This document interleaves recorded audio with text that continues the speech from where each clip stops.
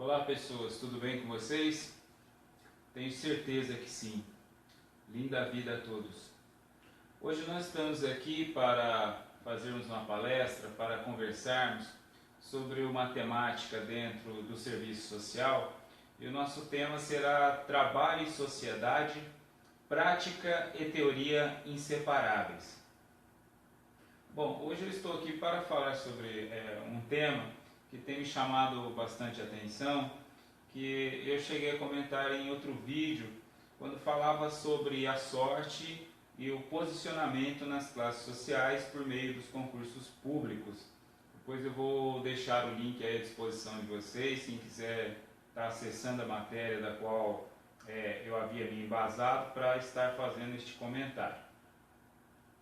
Antes de tudo, quero reiterar, como dito em uma das palestras mais brilhantes que assisti, realizada na Universidade Paulista pelo nosso excelentíssimo ex-ministro do Supremo Tribunal Federal, Gilmar Mendes, e que está registrada em uma de minhas publicações acadêmicas, parafraseando, digo o seguinte: temos de superar esse sociologismo de terceira categoria que a todo instante tenta reinventar uma sociedade de classe. Foi isso que o ex-ministro Gilmar Mendes disse nesta palestra. É claro que ele dissera isso num contexto, mas o que ele está dizendo é que não dá para ficarmos falando que devemos buscar a igualdade de classes, de direitos, etc., e sim que precisamos viver como se não houvesse classes sociais. Ou seja, vivamos como se todas as pessoas fossem da mesma classe. Simples assim. E não fiquemos numa frisson estéril de propormos aquilo que não vivemos, que não viveremos, que não sentimos nesta perpétua redundância. Então, foi apenas isso que ele disse, e que muitos colegas acadêmicos e alguns doutores ainda não conseguiram compreender. Eu que tenho lido vários colegas acadêmicos, e inclusive muitos doutores, e aqui falo doutor titulado como tal, e não doutor por tradição entre sua própria classe, tenho visto como temos tanto a percorrer na compreensão da temática social, especialmente na temática proposta aqui hoje, que é a questão trabalho e sociedade, prática e teoria inseparáveis. O serviço social tem constantemente frisado, alguns colegas professores em serviço social têm frisado constantemente a necessidade de desenvolvermos a compreensão de que a prática e a teoria são inseparáveis no serviço social. E estou aqui reiterando que, de fato, assim procede. Prática e teoria são inseparáveis. Portanto, é necessário compreendamos aonde está o ponto de fusão entre teoria e prática e, de certo modo, girando em torno deste eixo que nós estamos aqui conversando. Falando um pouquinho sobre agora, diretamente sobre este tema, eu moro num residencial onde um imóvel terreno de 150 metros quadrados chega a custar 180 mil reais. Como moro aqui há muitos anos, tenho percebido um fenômeno, uma concorrência intensificando. Outro dia saí a pé pela manhã e vi 4 carrinhos, destes carrinhos de coletores de recicláveis, numa mesma rua. E um destes carrinhos era conduzido por um casal com mais 4 filhos, sendo uma criança carregada em um carrinho de bebê. Além da família ter o carrinho de reciclável, que eles iriam arrecadando os recicláveis ali, a mãe, no caso ali, ia também conduzindo um carrinho de bebê. Eu conheço esta família, já os vi muitas vezes andando debaixo do sol. Teve um dia específico que eu os vi, eu estava dentro de um carro com ar-condicionado, não me estava sentindo confortável. Imaginemos então a situação desta família debaixo do sol, coletando recicláveis para sobreviver, e aqui estou observando a intensificação da concorrência até neste setor de trabalho. E aí outro dia, passando pela rede social virtual, eu vi uma notícia de uma revista dessa comum, de uma mídia de massa comum, falando sobre um aprovado num concurso público. Eu não me lembro exatamente, o link está aí, mas já faz muito tempo já faz algum tempo que eu vi, e eu, como vejo muita coisa, acabo às vezes confundindo. Eu não me lembro se era um coletor de lixo que se tornou delegado federal, ou se tornou, foi aprovado no concurso para a magistratura, eu não me lembro bem. O fato é que eu fiz um breve comentário. Que sorte, né? Como se fosse um prêmio de um ganhar na loteria. E aí choveu comentários, né? Inclusive algumas agressões, alguns, por exemplo, dizendo que aquele papo o enojava, pessoas com papo loser, como aquele comentário que eu havia dito, que era questão de sorte, fora este o comentário, e que havia enojava essas pessoas com papo loser, essas pessoas desmotivadoras, etc. e tal. E no meio disso teve um comentário de uma pessoa afirmando que era uma juíza aposentada, que essas pessoas, como eu havia abordado ali, são pessoas que se julgam vítimas da sociedade, são pessoas que não têm vontade, não têm determinação, em outras palavras, né? São pessoas, ou seja, que não correm atrás, aquela que eu venho falando em outros vídeos, da motivação falaciosa. Nós precisamos compreender que estamos numa sociedade competitiva, isso é fato. Nós precisamos compreender que precisamos de muito empenho e dedicação na realização das coisas, mas precisamos ter a clara noção que algumas coisas simplesmente não são possíveis, né? Isso é fato, isso é dado, isso é estatística, é desprezar a ciência. Como eu afirmei outro dia, o último concurso que eu me inscrevi, em 2012, foram mais de 1.000 candidatos para uma vaga. Qual é o fato, né? Mais de 999 ficarão de fora sempre. E isso a cada dia mais, pois tem crescido o número. E a proposta aqui não é nos tornarmos seres que desprezamos uns aos outros, como se o objetivo único da existência, da minha existência no universo, for aprovar e que se dane os outros 999, né? Falando sobre este prisma, ou seja, embora eu sempre tenha dito que o nosso papel é falar de modo mais individualizado, aqui eu estou apenas relatando como foi uma situação discorrendo numa sociedade, num contexto social. E aí esta juíza, ela falou, chegou a comentar, né, que era papo de pessoas desmotivadas, sem vontade, sem determinação, e que ela própria havia estudado bacharelado em Direito depois de casada, já possuindo 3 filhos, e fora aprovada na magistratura depois de todo este período, né? Mas o que é interessante é que a primeira coisa que nós observamos é que esta juíza aposentada, como ela alegou, como ela afirmou, ela é nascida, formada, aprovada num concurso no século passado, né? É uma outra realidade, pois nós estamos na era da informação. Nós estamos na era onde autores, atualmente, têm falado inclusive de uma nova classe de pobreza, né? Ou seja, um novo pobre, o pobre informado, né?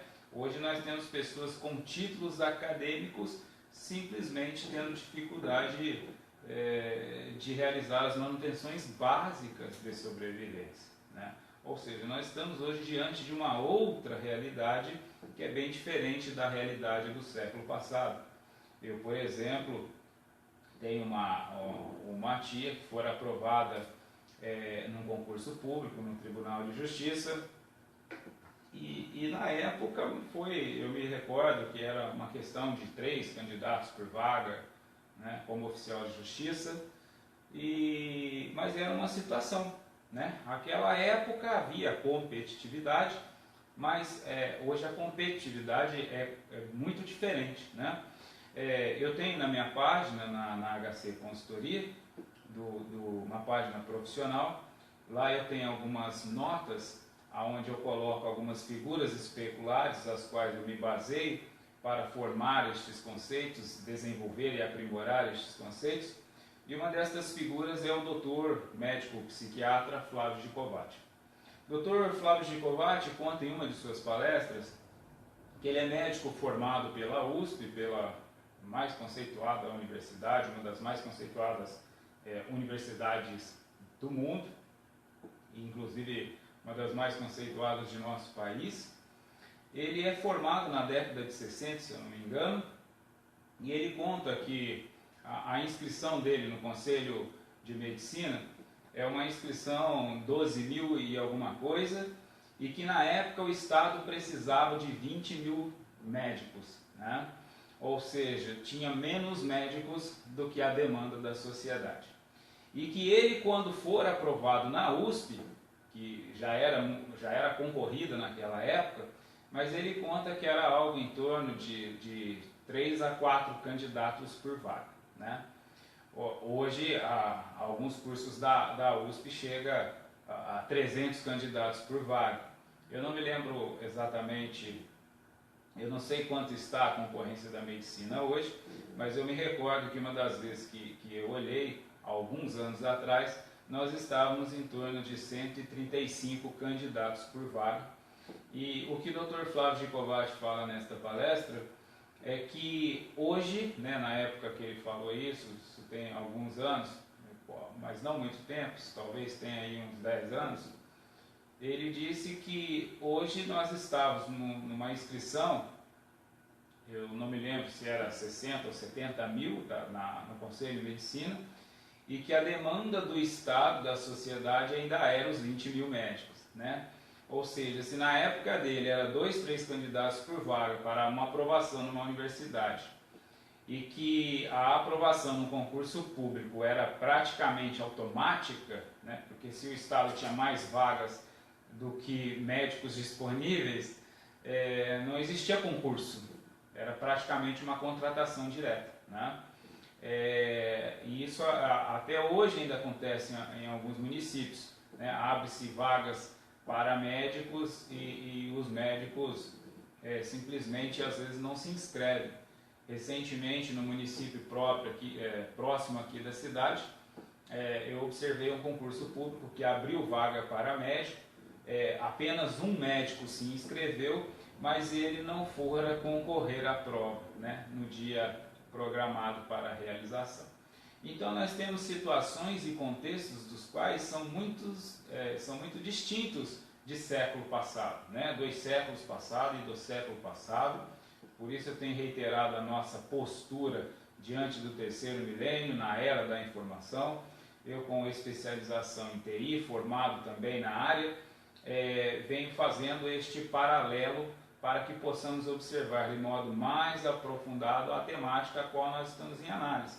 Então, uma vez que nós estamos falando de trabalho e sociedade, nós não podemos nos prender a paradigmas dos quais hoje simplesmente não procedem mais.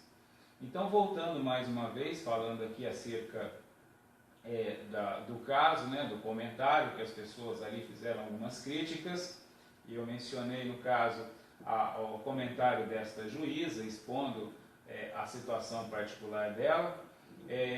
Reitero aqui mais uma vez, não estou fazendo crítica a nada nem a ninguém. De fato, ela simplesmente estava observando um modo subjetivo que ela percebia, simplesmente isso, né? Eu estou observando que ela foi nascida, formada e aprovada no século passado, mas eu hoje sou um profissional do terceiro milênio, ela está aposentada, né? Ou seja, ela vislumbra de modo subjetivo aquela realidade da qual ela encontra, aquela realidade e experiência pela qual ela perpassou. Então ela simplesmente estava expondo um ângulo, né? Não necessariamente estou dizendo que, por isso eu sempre reitero que o meu objetivo em todas as minhas falas é sempre nunca criticar a quem ou ao que quer que seja, pois cada um colabora de seu modo peculiar, do modo que observa, pelo ângulo que percebe, pelo prisma que lhe é próprio. Então é simplesmente um ponto de vista. E nós precisamos transcender esta postura crítica, estéril, e aproveitar, permitir que os outros colaborem conosco, somatizando-nos, colocando para nós suas visões, colocando para nós suas experiências ricas, para que deste modo possamos unir e realizar o melhor de nós. E deste modo é aqui sempre a nossa proposta. E uma vez que nós estamos falando sobre o tema trabalho e sociedade, sociedade implica que nós estamos falando de coletividade. Não dá para analisarmos pelo prisma individual. Temos que olhar pelo prisma da sociedade, para fazermos uma leitura da sociedade só fazendo uma análise pelos olhos da sociedade e não pelos olhos da individualidade. É mais ou menos isso que, ou seja, é exatamente isso que eu estou dizendo, né? E o que eu estou colocando aqui é que diante destes comentários, né, que eu mencionei que alguma pessoa, inclusive fez algumas agressões, né, algum tipo de agressões no que eu particularmente não tomo como tal, mas eu particularmente não diria que uma pessoa me enoja com o papo, bem pelo contrário, eu sou um amante do aprendizado, eu sou um amante do papo diferente do meu, para que eu tenha condições deste modo de ir além do meu próprio mundo, de considerar algo além daquilo costumeiro de mim mesmo, para que assim eu possa de fato inovar, para que assim eu possa de fato avançar. E diante destes comentários, então, que eu disse que foi uma chuva, eu simplesmente repliquei com um comentário, onde eu falava algo mais ou menos assim. E se por acaso alguém estava sugerindo que os catadores de recicláveis, que passam, a grande maioria deles, a quase esmagadora deles, passam a vida inteira catando recicláveis debaixo do sol, com todas as problemáticas sociais, são meros vagabundos, sem determinações, são pessoas desmotivadas, são pessoas que não estão dispostas a melhorar de vida. Seria isso este o caso? Essas pessoas das quais eu comentei aqui, que inclusive estão vivendo também dentro de um ambiente de competitividade que vem se intensificando a cada dia mais, são pessoas que simplesmente desejam estar ali com suas famílias, com seus filhos, com seus bebês, coletando recicláveis debaixo do sol? Seria isto que está ocorrendo? E nós que muitas vezes temos a oportunidade de estarmos dentro de um lar confortável, dentro de um escritório, de um ambiente climatizado, condicionado, isso quer dizer que eu simplesmente lutei por tudo isso? Quem quiser, eu faria uma indicação. Nós temos um canal, o qual eu sou criador e mantenedor, Serviço Social Cruzeiro, São Paulo e região, pode pesquisar no Google, e lá eu faço algumas indicações de filmes, de documentários, e tem um filme em especial, que eu também esqueci o nome, são tantos os filmes que eu assisto e vejo, que eu acabo me confundindo, mas está lá no espaço. É um filme que relata uma família que vive no Havaí, e é uma família que herdou boa parte do Havaí, né? E são pessoas milionárias, e isso está perpassando por gerações, e as famílias continuam milionárias.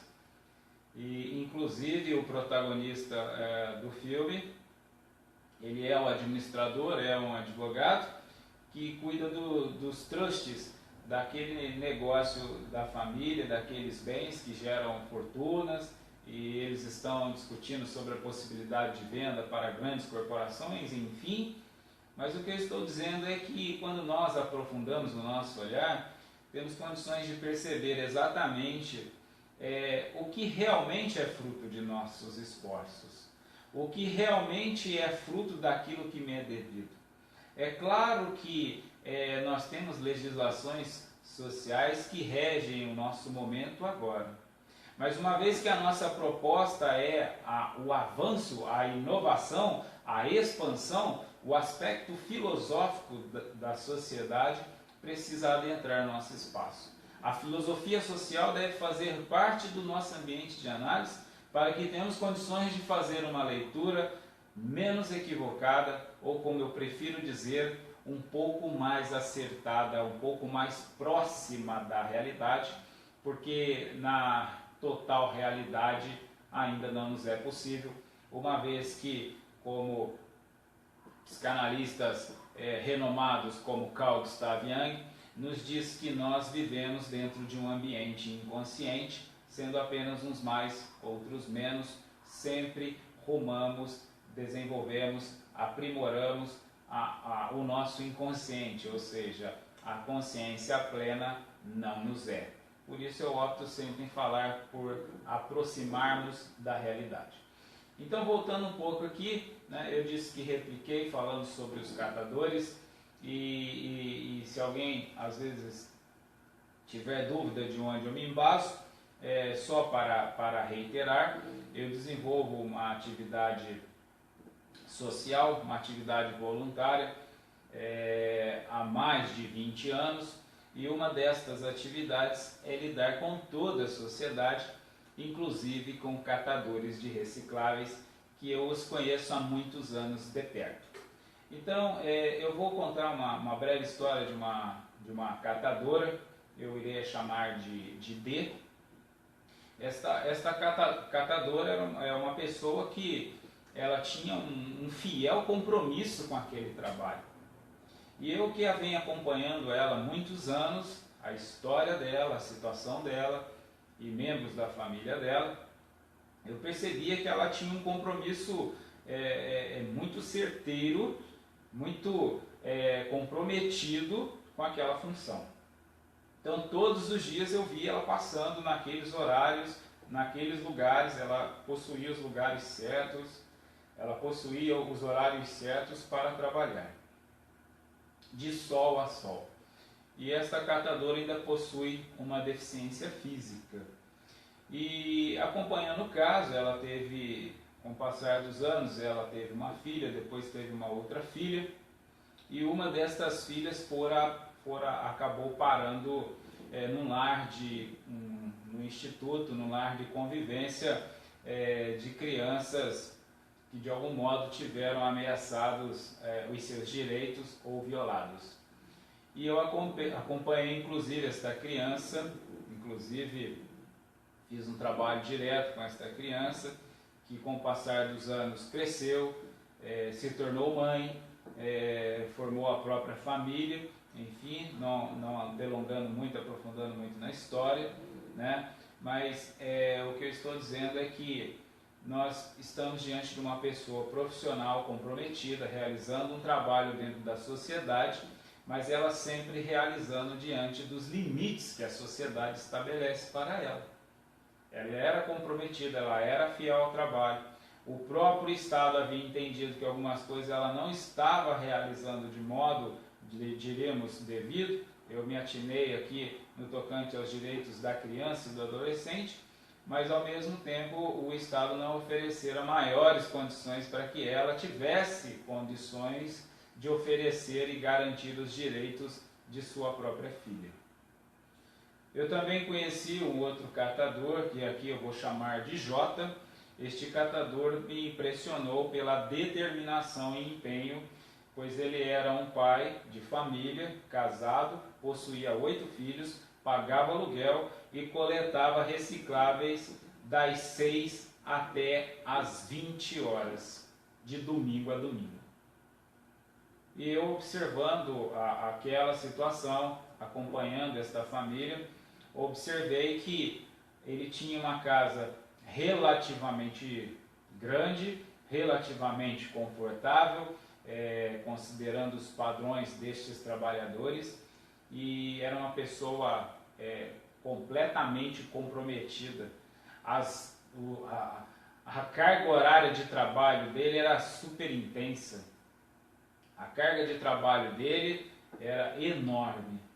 Ou seja, observe que eu estou dizendo que um catador de reciclável, ele muitas vezes está vivendo diante de um padrão do século XVIII.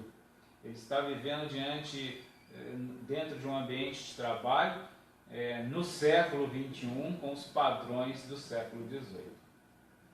E agora eu quero falar um pouquinho sobre a catadora que eu a chamarei de C, comentar um pouquinho sobre o quanto ela fora iludida por pessoas e por organismos ditos sociais.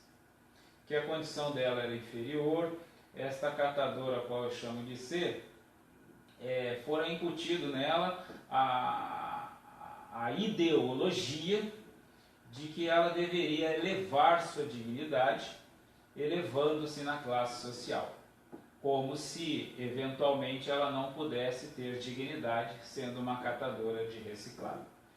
O que curiosamente, e muitas das vezes ela tinha um faturamento superior a pessoas posicionadas, alocadas dentro dos parâmetros da legislação trabalhista. Mas o que me chamou a atenção é que no caso da catadora C, ela estava sofrendo psicologicamente, né? Porque eu falei sobre a catadora D, não sofria psicologicamente, falei sobre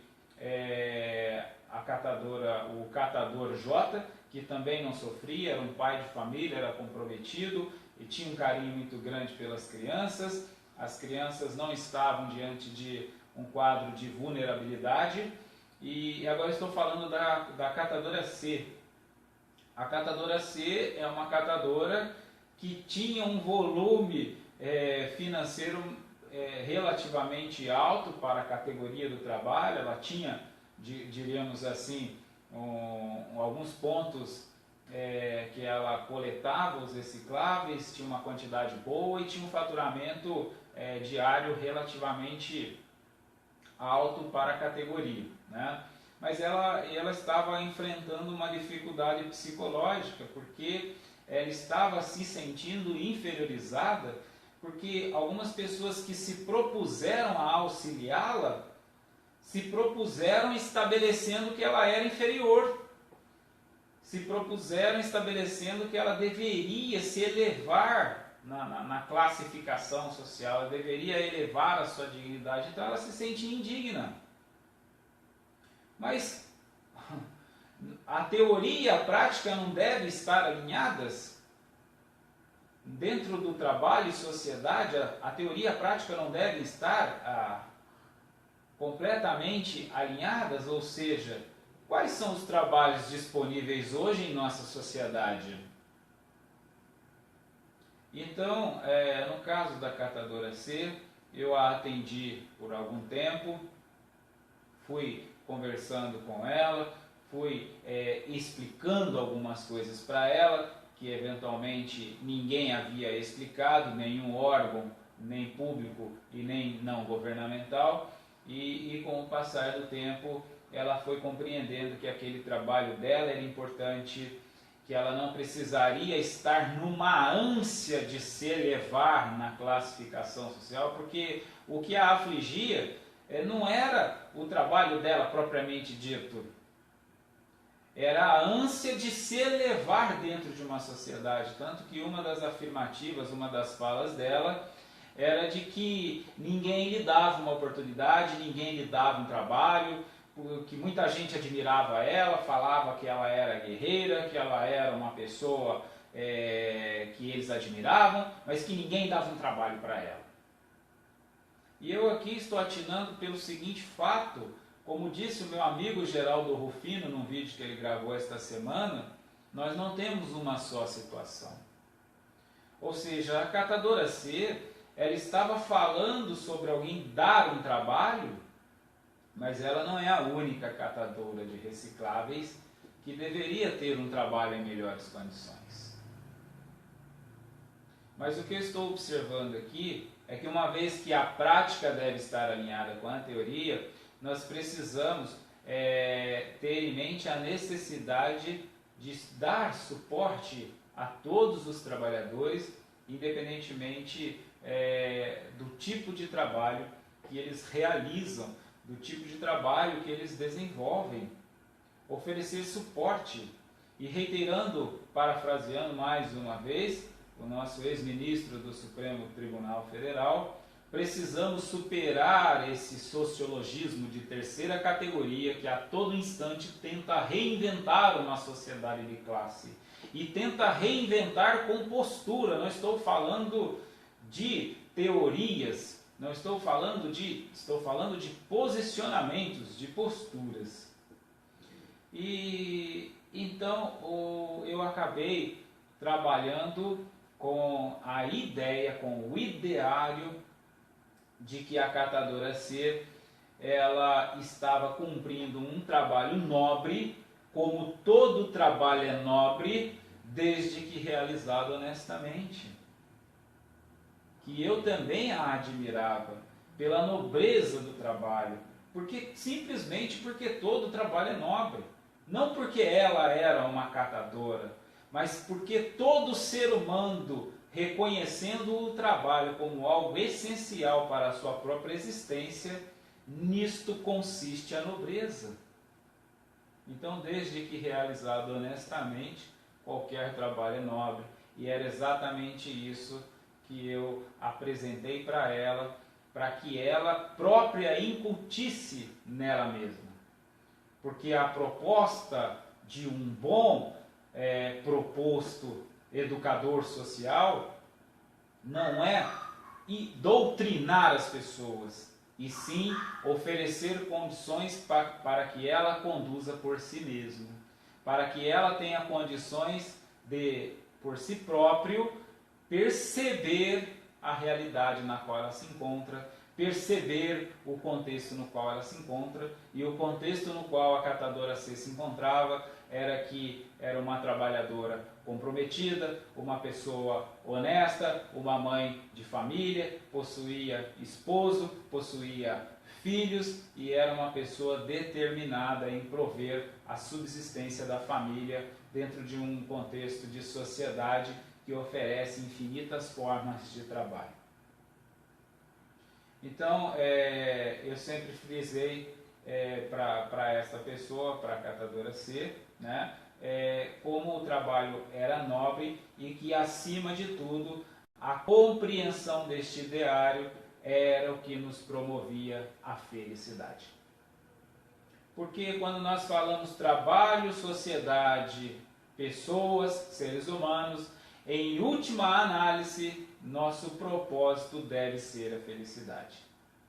Não esquecendo a essência principal, a essência primária do ser humano, que é a busca de si mesmo, que é o encontro consigo mesmo, e que em outras palavras estou dizendo que é o caminhar para a felicidade, é a busca pelo estado de felicidade.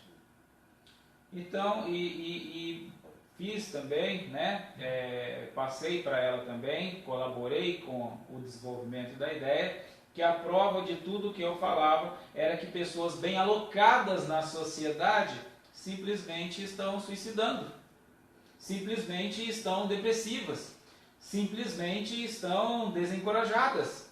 E ela, uma catadora, persistentemente seguindo, embora com muitas dificuldades, talvez durante um tempo ela não conseguira estar mais alegre no trabalho, porque nós tínhamos uma sociedade, muitas pessoas, muitos organismos dizendo que o trabalho dela não era nobre.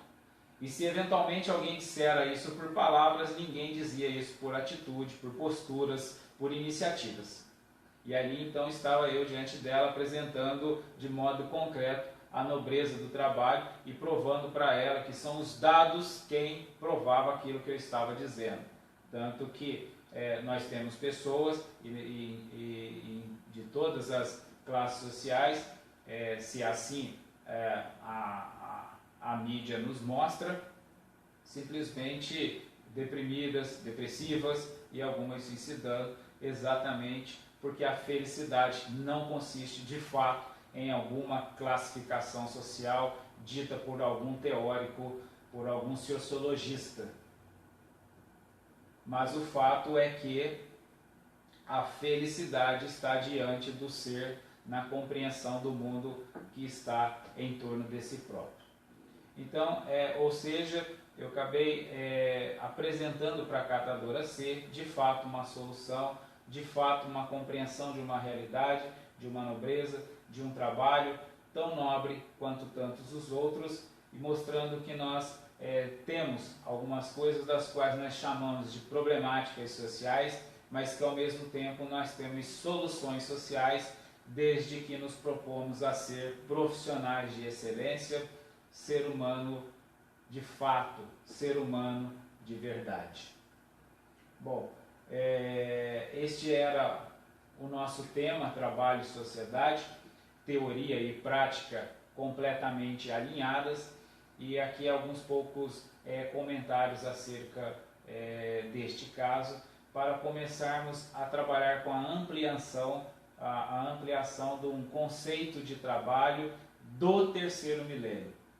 Que nós temos sim ambientes de competitividade, precisamos sim auxiliar as pessoas a se alocarem no mundo de trabalho, que nos outros vídeos eu comento, faço uma pequena dissociação entre mercado de trabalho e mundo de trabalho, porque o mercado às vezes tem uma proposta de um trabalho mais formal, mas a estatística nos prova que a informalidade vem crescendo cada vez mais. Portanto, seria caminharmos na contramão, na persistência estéril de uma formalização, e sim uma adaptação, uma adequação às leis naturais do progresso, para que assim então nós possamos avançar juntos com a própria sociedade. Mais uma vez, muito obrigado pela participação. Quem quiser fazer alguma pergunta, algum comentário, quiser fazer algum acréscimo, me encontro em completa disposição. Muito obrigado mais uma vez, tenham todos um excelente dia.